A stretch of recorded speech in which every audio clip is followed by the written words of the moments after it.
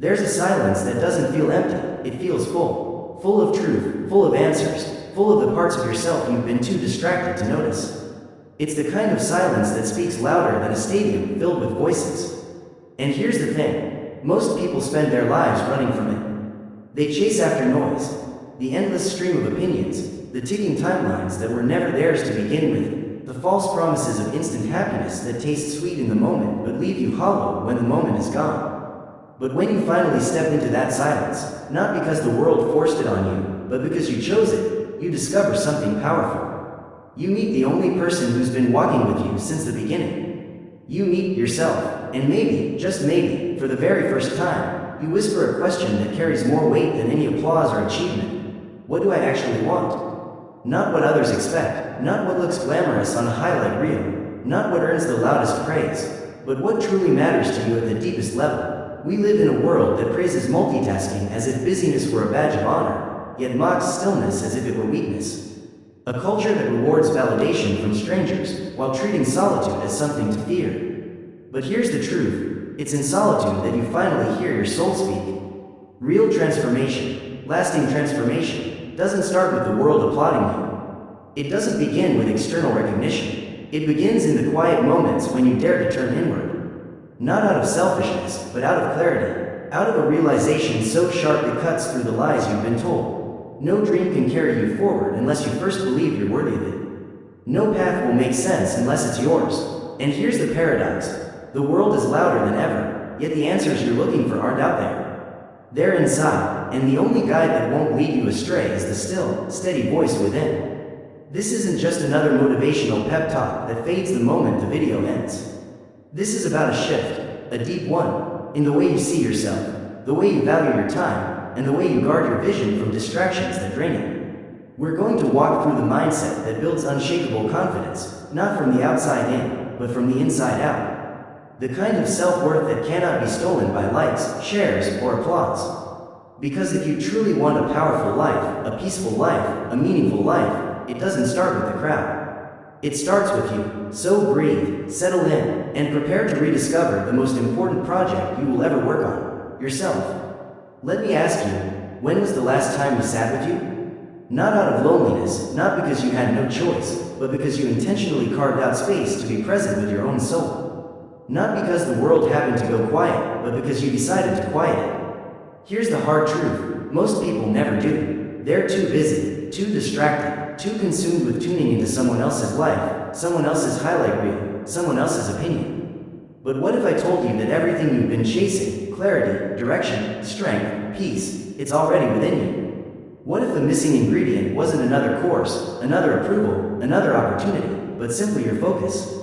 Let's clear something up. Self-focus is not self-obsession. It's not vanity. It's not pretending the world doesn't matter or cutting yourself off from people you love. Self-focus is about growth, and growth never happens by accident. It happens when you finally turn the mirror inward and ask the questions that scare you, but also set you free. Questions like, who am I becoming? What do I value more than anything? What needs to change before I waste more time? These questions don't come from scrolling endlessly or comparing yourself to others. They come from slowing down, from pausing long enough to reflect honestly. And when you do that, you stop drifting and you start growing in the right direction.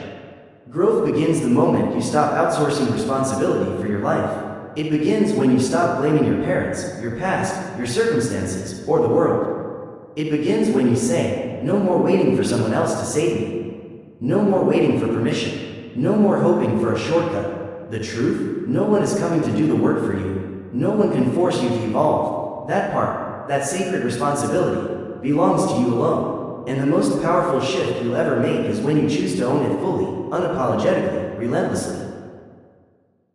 And when you begin to focus inward, something happens.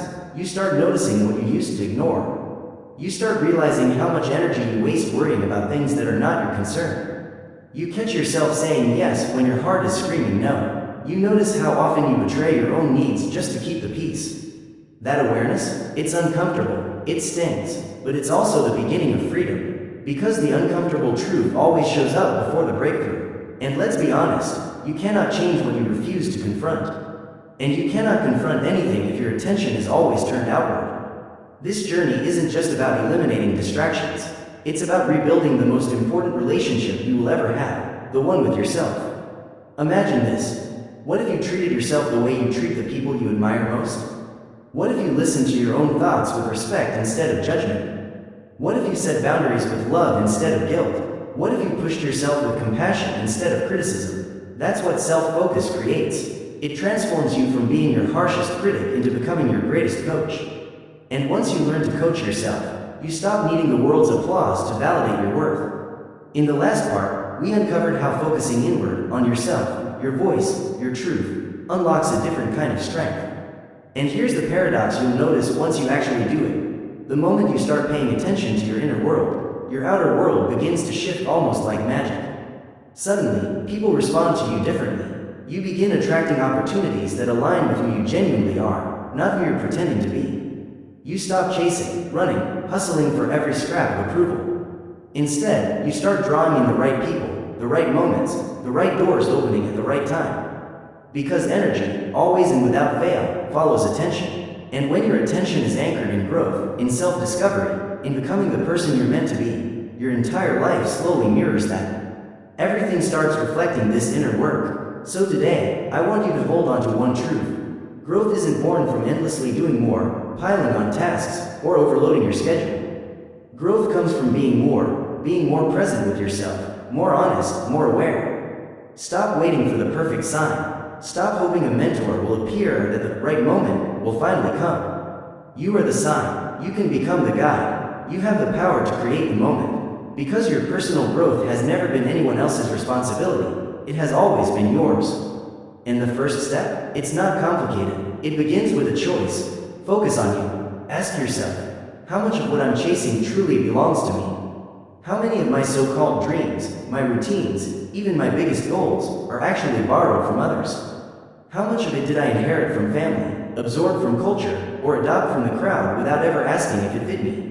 It's so easy to confuse ambition with alignment, to believe we want something simply because it looks impressive on paper, because it earns applause, because it photographs well on social media.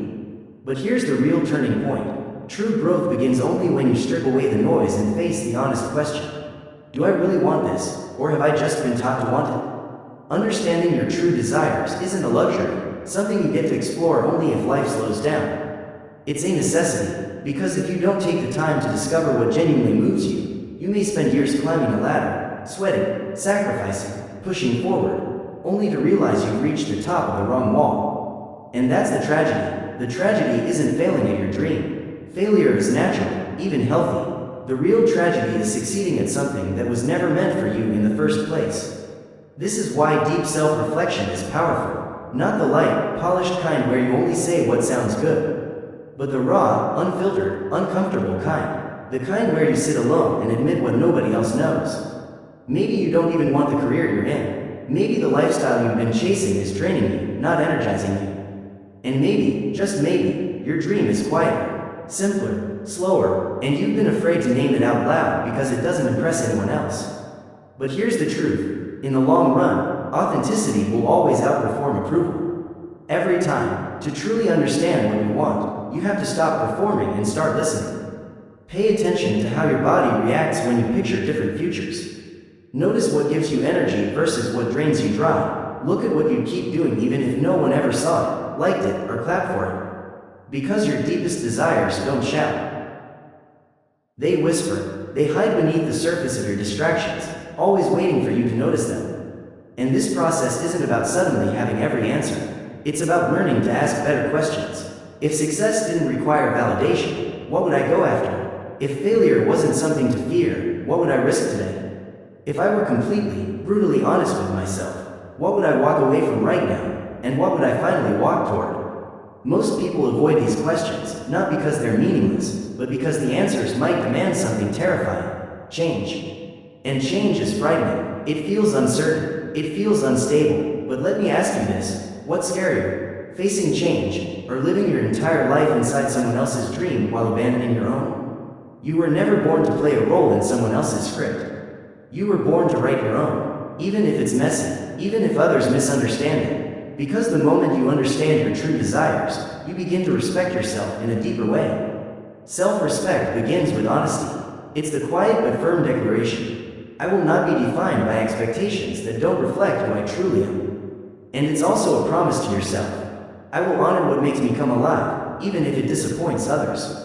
Even if they don't understand. That isn't rebellion, that's truth, and truth is where freedom is born. So pause, right now, and ask yourself, if no one was watching, if no one had expectations of you, if every option was wide open, what would you choose?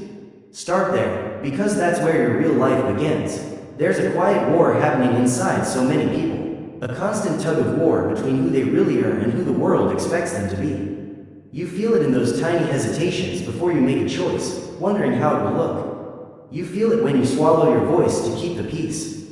And you feel it most when your soul whispers one truth, but everyone around you demands another. That's the weight of external expectations. It's subtle, it's heavy, and it's often invisible, like carrying a backpack filled with bricks that no one else can see.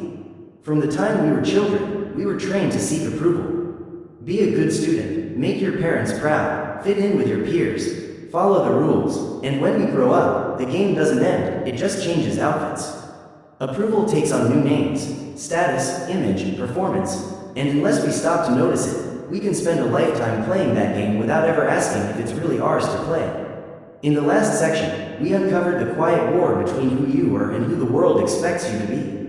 Now let's take it one step further, because here's what happens when that battle goes unresolved. You start chasing what society applauds instead of what your heart truly desires.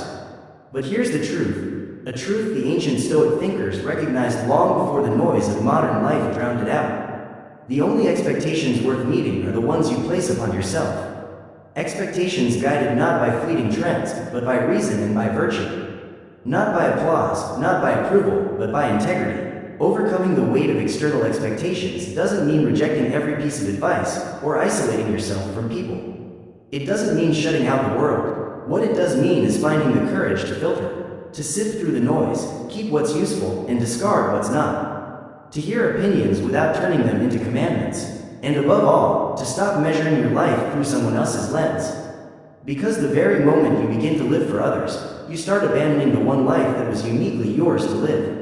So pause for a second and ask yourself, who am I really trying to impress? Whose voice echoes in my head when doubt creeps in? And are those expectations rooted in love or in control? Because make no mistake, there is a difference. Love supports, love encourages, love says, be who you are, but control demands. Control insists, be who I say you should be. And here's where growth begins. The moment you stop trying to live up to an image and instead start living in alignment with your values. It isn't easy. No one teaches us how to politely say, thank you, but no. No one shows us how to walk away from a path that looks impressive on paper but feels wrong in our chest. And yet, we must learn. Because the cost of betraying yourself is always greater than the discomfort of disappointing others. The longer you delay that truth, the more distant you become from your own life. Each day you postpone it, your reflection in the mirror feels a little less like you.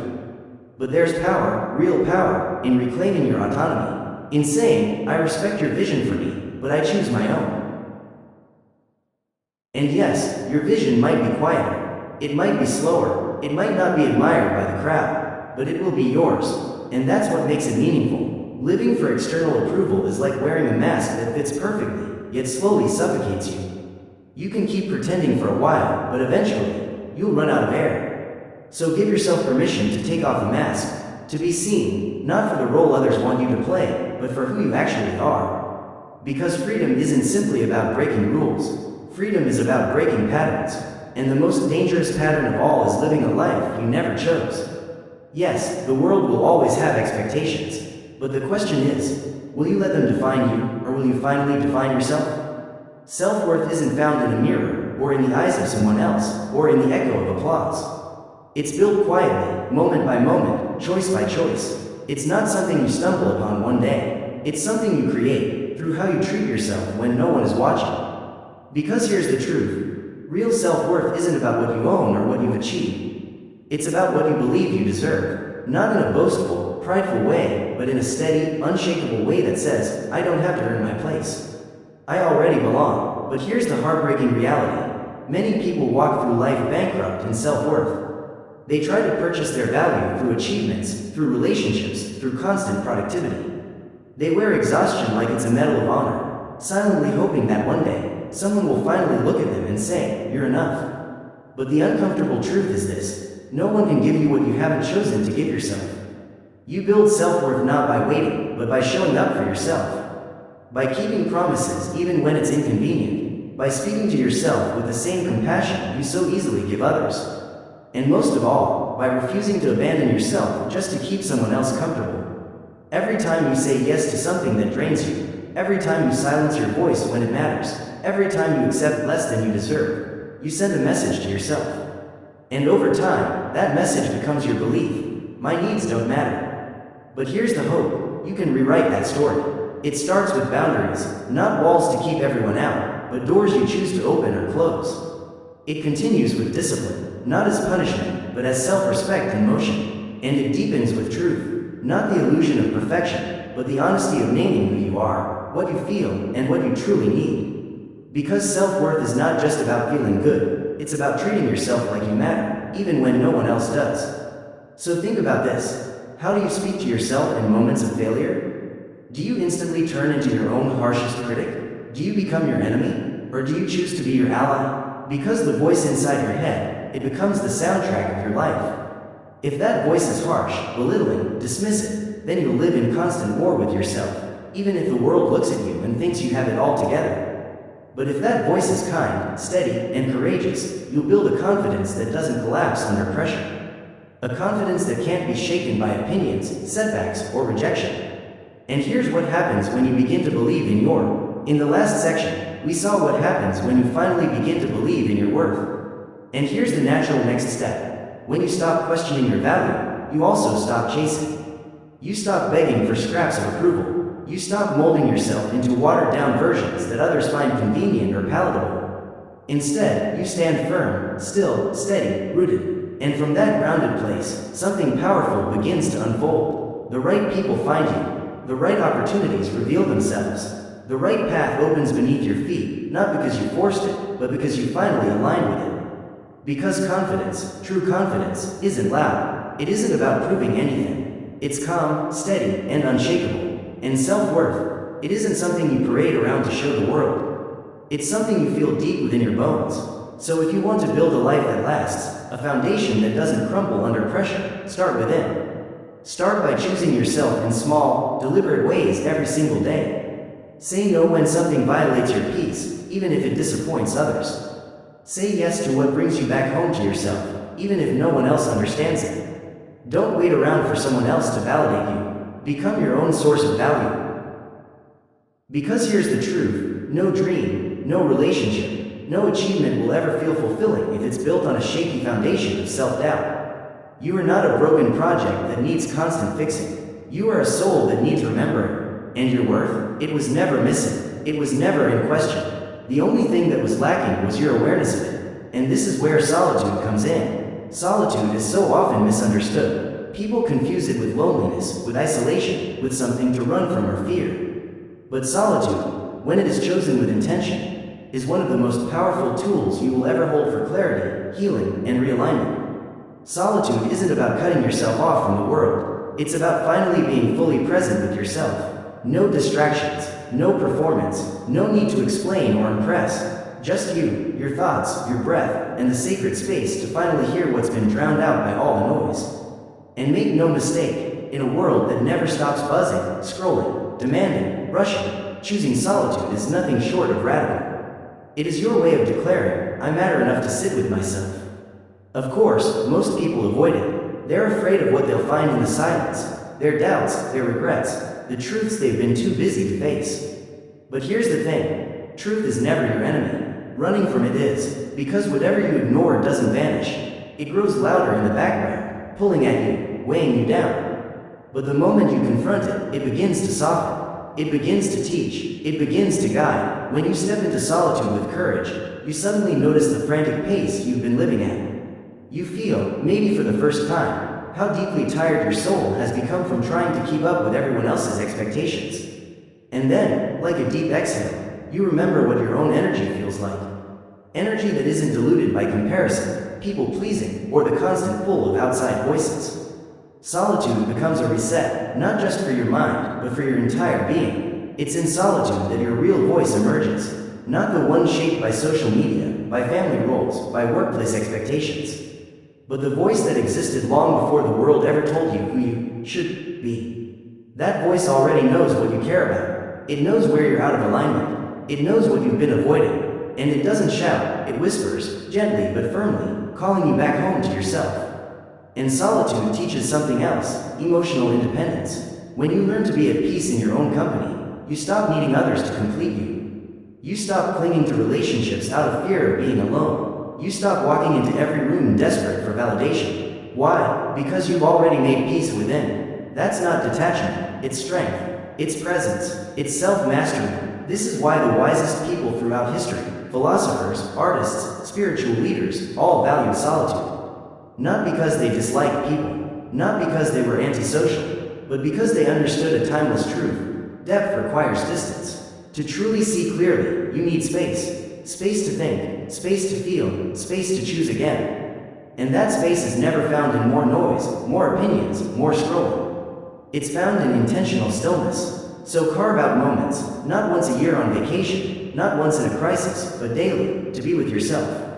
Turn off the world for a while. Take a walk without your phone. Sit in silence without music. Write in a journal without filtering for anyone else's eyes.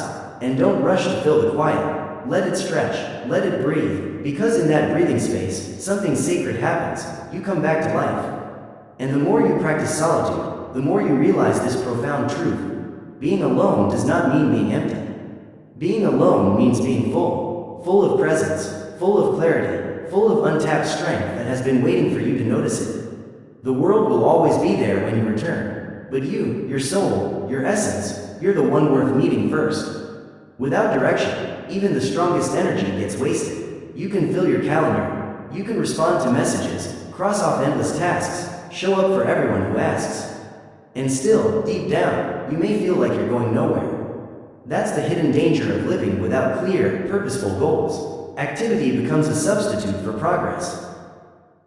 In the last part, we uncovered how busyness without direction slowly drains the soul. And here's the hidden danger. Motion starts to replace meaning. You get caught in endless activity, and before you realize it, you've mistaken exhaustion for achievement. But setting goals isn't just about ambition, or about having a checklist of accomplishments. It's about clarity. It's about giving your life structure, a compass, a reason to wake up and move forward with intention instead of drifting. Because without that clarity, even when you're running, you're still drifting. And drifting might feel freeing at first, like you're floating with no restrictions, but over time, it leads to a hollow emptiness. Why? Because deep down, every human being craves direction. Not just the chance to do something, but the chance to become someone. But here's the challenge. Not all goals are created equal. Many people set their goals based on what looks impressive to others, on what earns respect, on what makes them appear valuable in someone else's eyes. And yes, those kinds of goals can create a rush of temporary motivation. They can give you that quick boost, but rarely do they deliver lasting fulfillment. Why? Because they weren't born from within. They were borrowed, inherited, or imposed. Purposeful goals begin with self-awareness. They don't come from comparison. They emerge when you ask the deeper questions. What truly matters to me?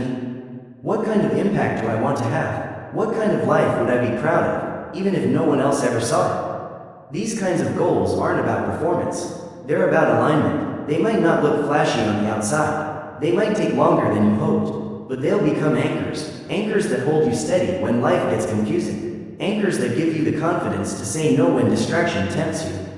Anchors that pull you forward on the days when motivation runs dry. There's a reason ancient thinkers, from the Stoics in the West to sages in the East, warned us about drifting through life. To live without aim, they said, is to waste the one life you've been given. Seneca put it this way: if a man knows not to which port he sails, no wind is favorable. That isn't just poetic, it's brutally practical. Without a destination, the storms of life won't strengthen you. They'll scatter you. Every challenge will feel like chaos instead of an opportunity to grow.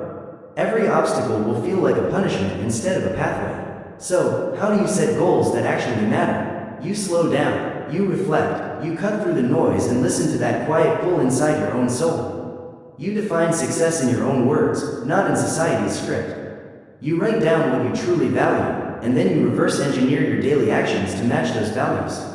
Because a goal isn't just some future outcome you're hoping for, it's a present tense commitment. It's the decision to walk in a specific direction, even if the steps are small, even if the pace feels slow. And here's the most powerful part. When your goals are rooted in purpose, you stop depending on motivation. Motivation fades, it comes and goes like the weather. But purpose? Purpose fuels discipline. It creates clarity. It gives you conviction. And from that conviction, you're no longer swayed by every new trend, every fleeting desire, every fear of missing out. Instead, you're building something deeper, a life that reflects who you truly are, not who the world expects you to be. So if you feel lost right now, don't panic, don't spiral, just pause, look inward, ask yourself what truly matters, and then begin, even if the first step feels ridiculously small. Because here's the secret, when you walk with purpose, even the smallest step carries weight. Even the smallest step takes you somewhere meaningful. A life without vision is like a ship without a sail. Sure, it floats, it moves, but it never truly arrives anywhere. You might fill your days with responsibilities, activities, and endless tasks. Your calendar may stay packed, your to-do list overflowing, and yet, beneath it all, there's always that quiet question whispering in the background. Where am I actually going? That's the power of vision. Vision gives your life a future to move toward, a reason to endure the present, and a framework to shape every decision with intention. And don't mistake vision for control. Creating a vision for your future isn't about mapping every detail, predicting the exact job, the exact house, or the perfect timeline for each achievement. It's deeper than that. It's about defining the essence of the life you want to create. The values you want to live by, the feeling you want to carry, the contribution you want to make, the version of yourself you're becoming. Vision is about clarity, not certainty. Alignment, not control. Because when you live without vision, you default into survival mode. You spend your days reacting instead of creating. You settle instead of choosing. And slowly, almost without realizing it, you lose that spark that once made you feel alive. Why? Because you weren't meant to merely exist. You were meant to build, to evolve, to move forward with purpose. And that always begins with seeing something greater than your current reality. Vision is what transforms your struggles into meaning. When you know what you're working toward, discomfort becomes tolerable. Sacrifice becomes strategic. Suddenly you're not just grinding, you're investing. You're not just chasing random wins, you're planting roots. And every setback you face becomes easier. In the last part, we saw how vision gives meaning to your struggles and turns sacrifice into investment. And here's the beautiful paradox. Once you carry a vision in your heart, even the setbacks become easier to handle. Why? Because they don't define you, they refine you. But crafting that vision requires honesty. Brutal, unshakable honesty. You have to face questions most people spend their whole lives avoiding. Questions like, what kind of life do I actually want to wake up to? What kind of impact do I want to leave behind? Who do I need to become in order to build that life? These are not comfortable questions, but they are necessary, because vision isn't just about dreaming, it's about choosing. And choice always begins with awareness. So let's slow down for a moment. Imagine your ideal day, not a vacation, not a fantasy, but a normal, ordinary day in the life you've always dreamed of. What time do you wake up? How do you feel in your body? What kind of work fills your hours, and does that work actually matter to you? Who surrounds you? Are they people who drain your spirit, or people who help you rise higher? What are you creating, giving, experiencing in that day? That simple mental picture, your ordinary day lived with intention, holds powerful clues to your vision. And remember, this isn't about perfection. It's about direction. You don't need to know every detail. What matters is the compass you carry. Because the clearer you see your future, the more powerfully you'll move in the present. You'll stop tolerating what doesn't serve you. You'll begin to align your habits, your time, and your energy with what actually matters. You'll start cutting away the excess, not out of guilt, but out of clarity. And here's the gift of vision. You'll make decisions faster. Not because you suddenly have all the answers, but because you finally know where you're going. Vision saves you from hesitation. It saves you from wasting years chasing what was never yours. Never forget, vision is not a luxury for the lucky few. It's a necessity for anyone who wants to live intentionally. You don't need a complete map. You just need the courage to commit to the journey. Begin with one image, one feeling, one sentence that describes the future you're building. And then revisit it daily. Let it guide your thoughts. Let it shape your actions. Let it pull you forward even on the days when motivation has vanished. Because the future isn't waiting for someone to stumble into it. It's waiting for someone brave enough to design it. And this is where resilience enters the picture. Resilience isn't built when life goes smoothly. It's forged in the tension between falling and standing back up. Between hearing no and daring to try again. Between feeling completely lost and still deciding to move forward anyway. That's where persistence lives. Not in perfection, not in talent, but in the quiet, often invisible decision to keep going. Even when no one's clapping, even when doubt screams louder than faith. And in a world obsessed with shortcuts, this refusal to quit becomes your secret advantage. There's a dangerous myth out there that successful people are somehow immune to failure, to discouragement, to despair. But the truth? They've simply made peace with discomfort. They stopped expecting the road to be easy, and they started welcoming struggle as part of the process. They understand that every setback hides a lesson. Every obstacle is a mirror reflecting the strength they still need to develop. Resilience is not about bouncing back to who you used to be. It's about becoming someone stronger because of what you faced. And at first, that growth is invisible. No one sees the nights you lie awake questioning everything. No one sees the private battles you fight just to take another step. No one sees the quiet courage it takes to keep going when it feels like nothing is working. But those invisible moments matter more than you think. They are the bricks that build character. They are the evidence that you're not just chasing results, you're pursuing mastery. And mastery demands patience. Persistence isn't about intensity in one burst. It's about consistency over time. It's not about doing everything in one day. It's about showing up on the days when it feels boring, when it feels slow, when progress feels microscopic. It's easy to feel excited at the beginning, but can you keep moving when the honeymoon phase fades? Can you keep building when the rewards haven't arrived yet? That's what separates dreamers from doers. Not talent, not luck, just relentless commitment. And yet, true persistence is not stubbornness. It's about adaptability. It's about being willing to change strategies without abandoning your purpose. It's about being open to feedback without being paralyzed by criticism. It's about being flexible with your pace but unshakable in your direction. Resilience is not rigidity. It's endurance guided by wisdom. Every person you admire, every success story you look up to, has a behind-the-scenes story of persistence.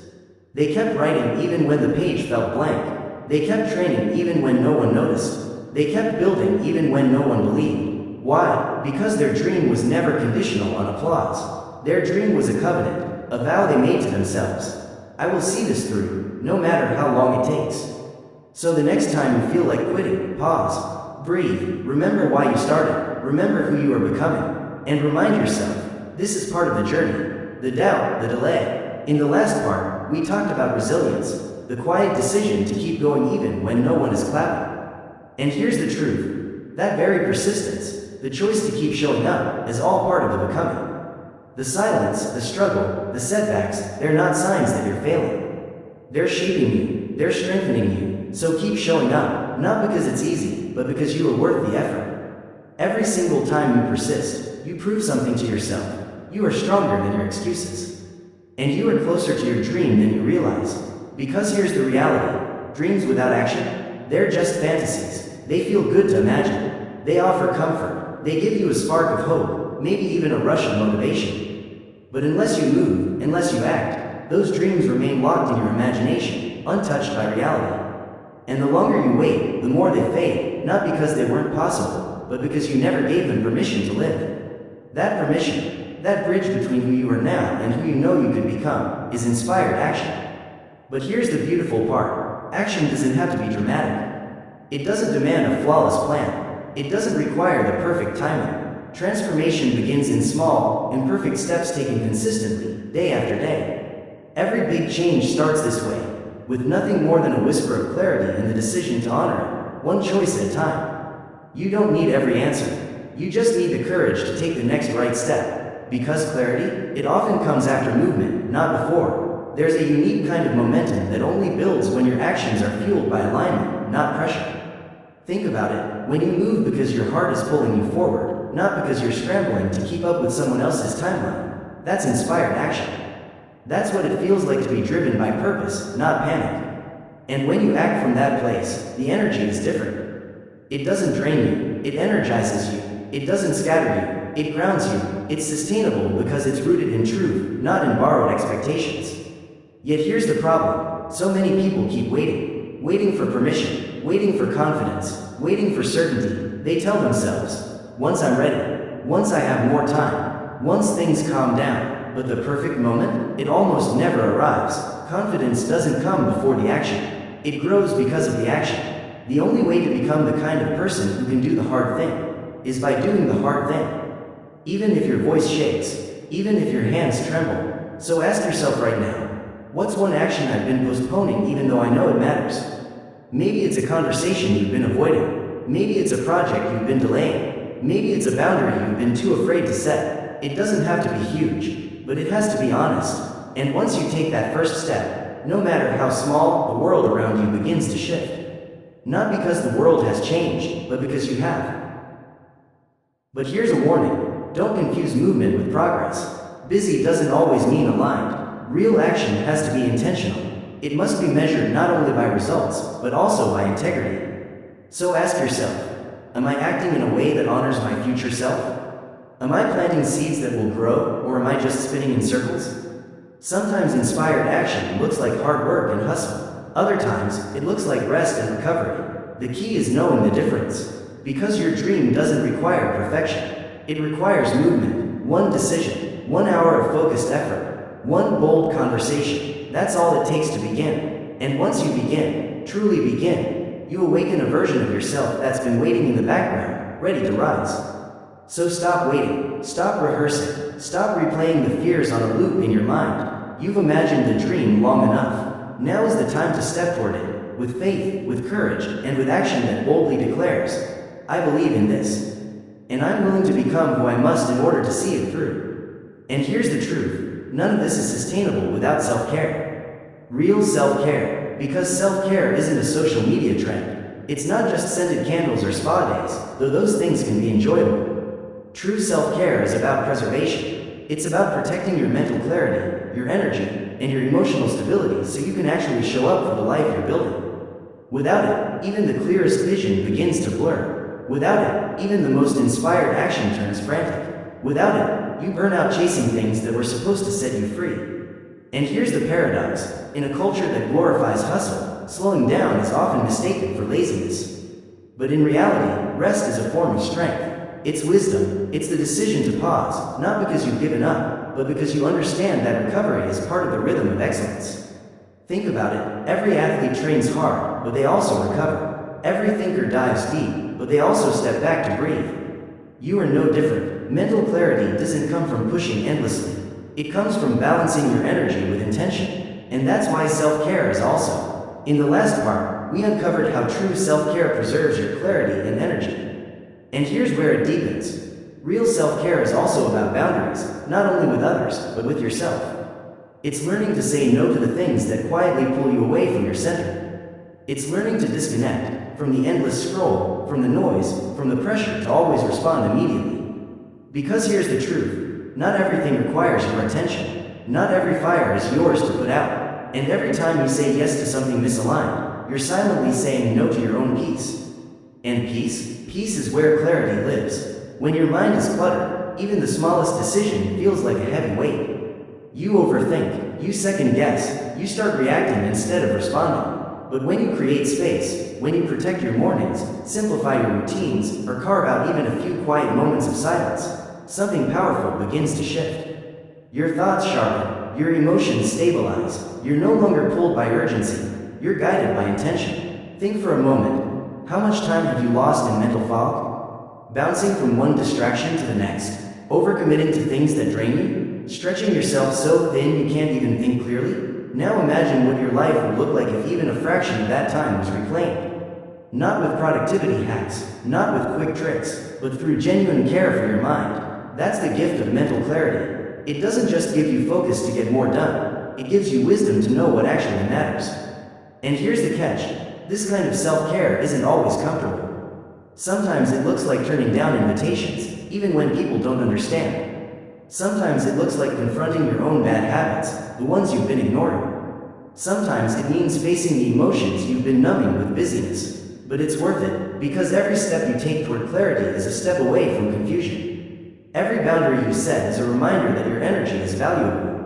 And every quiet moment you choose is a message to yourself. I respect who I am becoming. So pause and ask yourself, what's stealing my clarity right now? What small change can I make today to protect my focus, my peace, my power?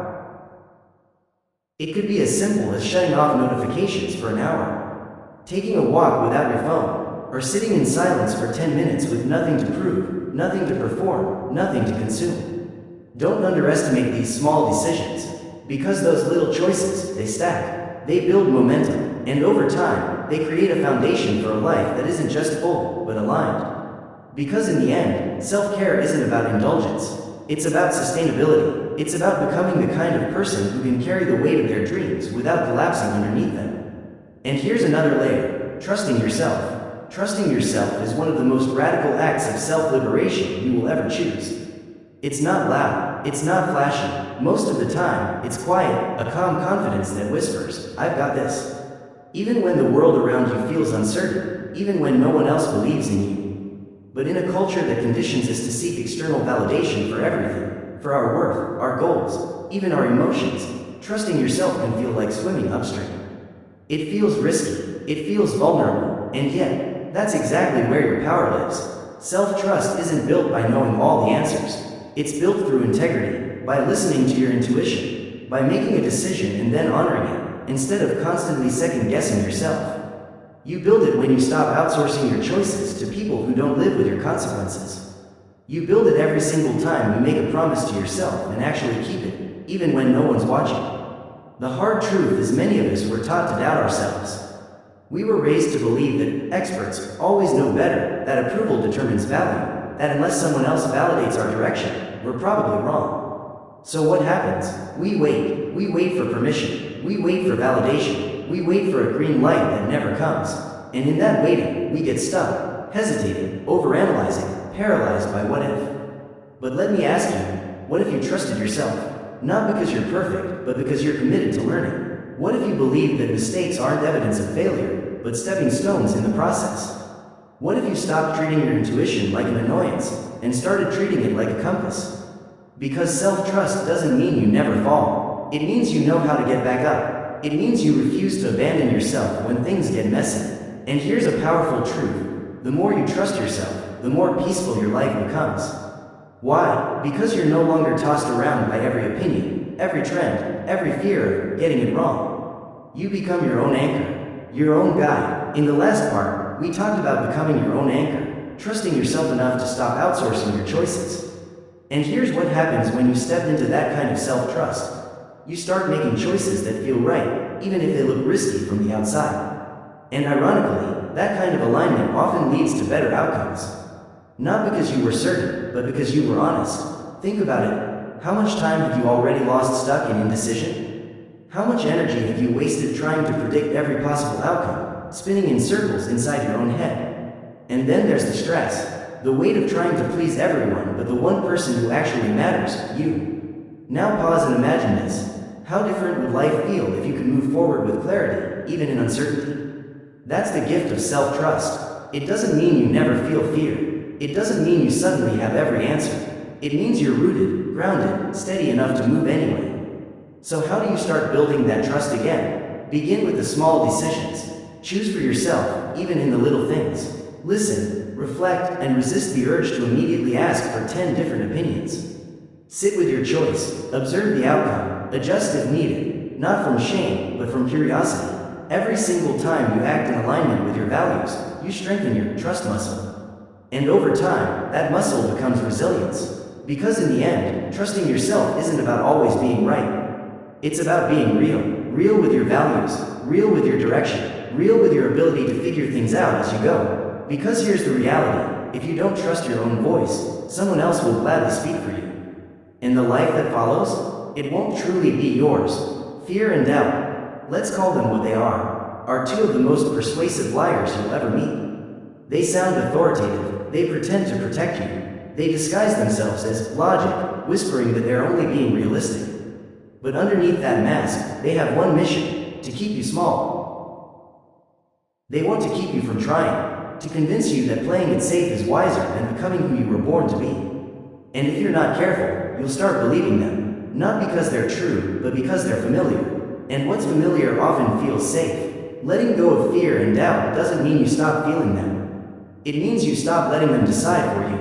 It means you stop negotiating your potential every time discomfort shows up. Remember this.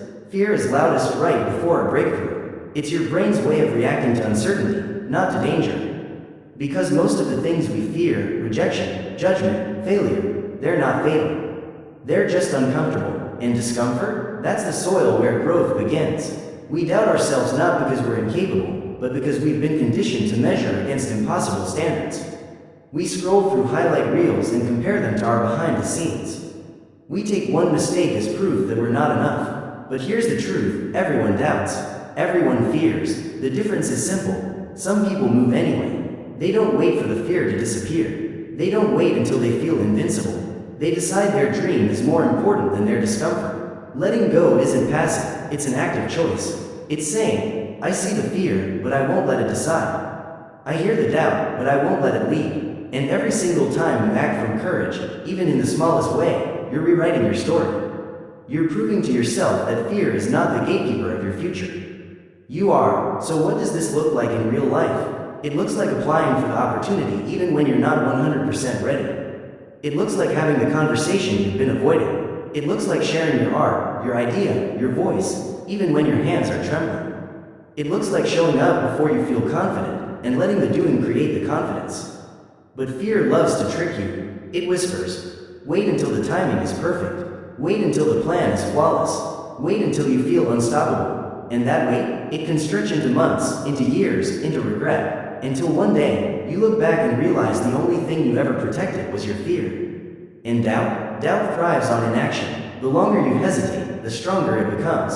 But the moment you move, even the tiniest step, it begins to lose power. Because action weakens doubt, movement proves you don't need to eliminate fear to act. You only need to stop obeying it. Yes, doubt may still walk beside you, but it doesn't get to steer anymore. And over time, as you keep moving, doubt grows quieter. Not because you silenced it, but because you outgrew it. So today, make a choice. Choose courage over comfort. Choose movement over perfection. Choose faith over fear. Not blind faith, but a grounded belief. The belief that you are capable of learning, of adapting, of becoming. In the last part, we ended with a call to choose courage over comfort. And here's why that choice matters. That belief in yourself is not arrogance, it's necessity. Because you cannot build a life you love while constantly questioning your right to build it. Letting go doesn't mean fear disappears forever. It means you refuse to shrink. It means you say, I'm scared, and I'm still going. Because fear only wins the moment you stop walking. But you were made to move forward. And forward doesn't always look like giant leaps. Big dreams are built on small wins. Not just the milestones that get applause, the degree, the promotion, the finished product, but also the quiet victories no one else ever sees. Waking up on time when you didn't feel like it, saying no to what drains you, taking one more step when your mind begged you to quit. These are the moments that shape you, not because they're glamorous, but because they prove one powerful thing. You are showing up for yourself. We live in a world obsessed with the finish line. It celebrates outcomes, not processes.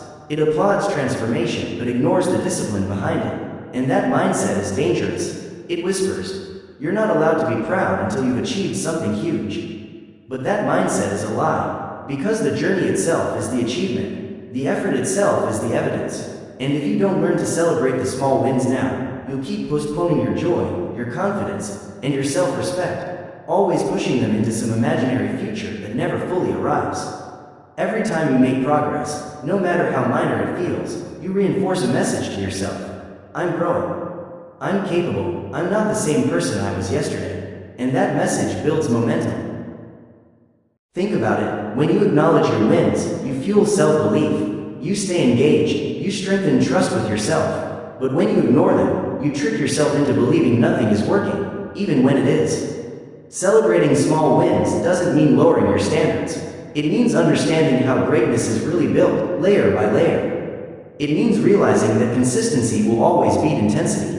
That one page written every day still becomes a book. That 5 minutes of focus still strengthens your discipline. That one honest conversation still heals a relationship. If you're waiting for a huge moment to feel proud, you're missing the point. Growth is not a destination. Growth is a daily decision. And here's the truth. When you celebrate progress, you make the process sustainable. You stop burning yourself out chasing some faraway finish line. You learn to find joy now, in the becoming. And that joy, it becomes your fuel. That celebration, it becomes your anchor. Suddenly, the journey no longer feels like punishment. It starts to feel like privilege. So give yourself credit, not for being perfect, but for being committed. Notice what you did well today. Speak kindly to yourself. Pause long enough to see how far you've already come, even if the road ahead still feels long. Because when you respect the effort, you reinforce the identity. I am someone who keeps going. The small wins matter. They are the hidden scaffolding behind every major success. They are the daily proof that you are not waiting on motivation. You are becoming the kind of person who moves regardless. And that shift in identity, that's where the real power begins. So the next time you take a step, however small, stop and honor it. Not to inflate your ego, but to strengthen your spirit. Because brick by brick, moment by moment, you are building something that lasts. You are becoming someone unstoppable. And here's the truth about dreams. They will never outgrow your habits. No matter how clear your vision, no matter how strong your desire, no matter how loudly you declare your intentions, if your daily actions don't reflect your goals, those dreams will eventually fade into frustration. Dreams require structure. Vision demands rhythm. The life you want isn't hiding in a distant future. It's quietly asking you, right now, what did you do today? We often romanticize change as something sudden, a bold move, a grand gesture, a breakthrough moment. But real change? It's quiet. It lives in the smallest details of your day. The time you wake up, the things you consume, the words you speak to yourself, the direction of your attention. These simple choices shape you more than any once-a-year resolution or motivational burst ever could. Because they form the architecture of your mind, the systems through which your entire life flows. So aligning your habits with your dreams begins with honesty. Honest reflection. Look closely at how you spend your time. Look at how you spend your energy. Look at where your attention truly goes. Because your habits, those small, repeated choices, are either building your dream or quietly burying it. In the last part, we uncovered how habits quietly shape the architecture of your life. Now comes the honest question. Do your daily actions actually match what you say you want? Or are your days filled with contradiction, chasing focus while drowning in distraction, craving health while clinging to comfort, seeking depth while living on autopilot? This isn't about guilt, it's about awareness, because once you see the misalignment, you gain the power to shift it. And the shift doesn't need to be dramatic. It begins small. Habits don't need to be extreme. They just need to be true. If your dream is to create, then write for 15 minutes. Not just when inspiration happens to strike, but as a daily ritual. If your dream is to be mentally strong, then commit to stillness, even if it's only 5 minutes of quiet each day. If your dream is to build wealth, then track what you spend. Not to obsess, but to understand. Because the goal isn't perfection. The goal is integrity, doing what you said you would do, even when it's inconvenient, even when it's hard. And one of the most powerful habits you can ever build is reflection. Take a moment each day to ask yourself, did I live today in service of my future self? If the answer is no, don't spiral into shame. Adjust, learn, try again tomorrow. If the answer is yes, recognize it, celebrate it, reinforce it, because every aligned day builds evidence, and that evidence silences doubt. It builds identity. You stop trying to become the person you want to be. You start realizing you already are that person, because you've been living like it. Here's a hard truth. Motivation fades. Life gets messy. Emotions waver. But habits carry you when nothing else does. They turn your values into action. They create momentum even on the days you feel stuck. And most importantly, they shift your self-image. Because every time you show up, especially when you don't feel like it, you send a message to yourself. I am disciplined. I am focused. I follow through. Don't underestimate the power of your routines. What you repeat, you reinforce. And what you reinforce, that's what becomes who you are. So choose your habits wisely. Design them around the person you want to become. Don't wait for life to hand you extra time. Create it. Don't just hope for change. Live it, one choice at a time. Because at the end of the day, it's not your goals that change your life. It's the small, often invisible, often uncelebrated actions you take to honor those goals, again and again, until they become your identity. And this leads us to another truth. Your energy is not infinite.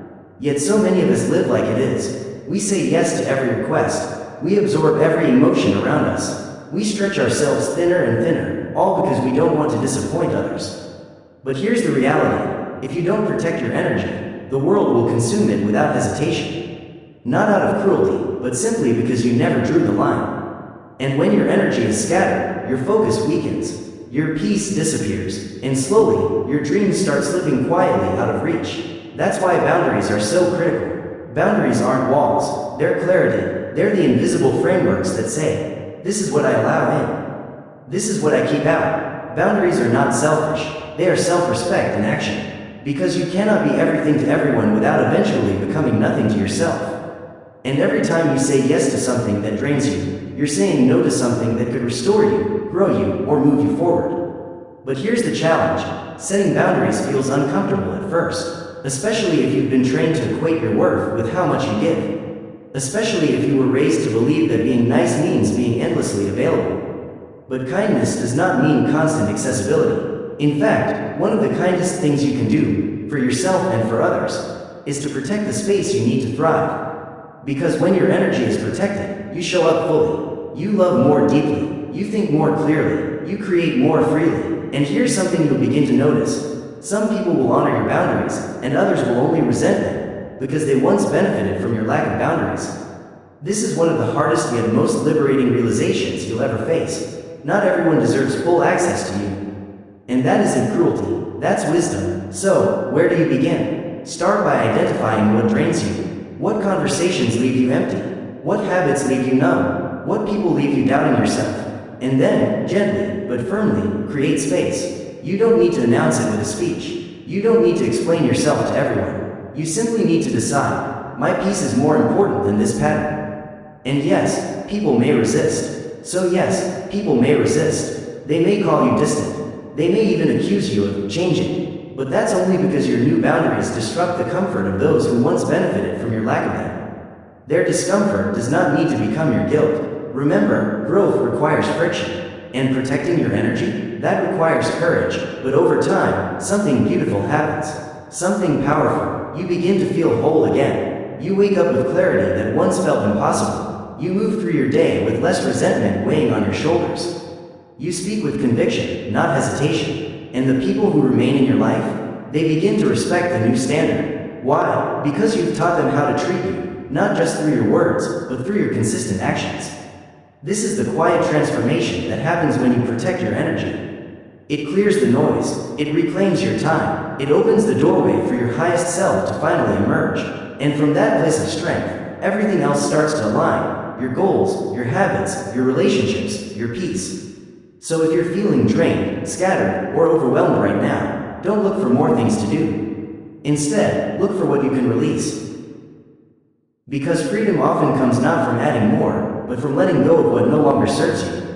Rebuild your energy first, because your future depends on the version of you who is strong enough, steady enough, and courageous enough to choose yourself, unapologetically, intentionally, consistently. You don't need more time. You don't need more motivation. What you need is you. Fully present, deeply connected, completely committed to the path that was always meant for you. Not the one handed to you by others. Not the one defined by noise, fear, or endless expectation. But the one you quietly feel calling you every single day. And that path, it begins the moment you decide to focus inward. Not because you're ignoring the world, but because you've realized the deepest truth. True change always starts within. Everything we've walked through in this episode, self-focus, clarity, resilience, action, boundaries, it isn't just a checklist. It isn't something you try once and move on from. It's a new way of living. It's a deeper level of self-respect. And it all begins when you stop waiting for the perfect moment and instead become the kind of person who doesn't need one. The person who moves in silence. The person who dreams with courage.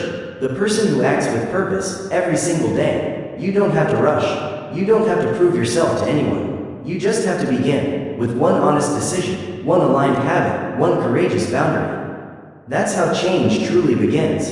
That's how you become the person your future self will look back on with gratitude and pride, because you chose yourself, even when it would have been easier not to. So wherever you are right now, remember this: you are not behind. You are not broken. You are not lost. You are unfolding. You are becoming. And every small step you take toward yourself is a step away from the noise, and a step closer to the life you've always known was possible. Focus on you, believe in your dreams, guard your energy, and never forget, your future is not something you stumble upon. Your future is something you build. If this episode spoke to something deep within you, share it with someone who needs the reminder. And if you're ready to take the next step in your journey, hit subscribe, because we're only just getting started.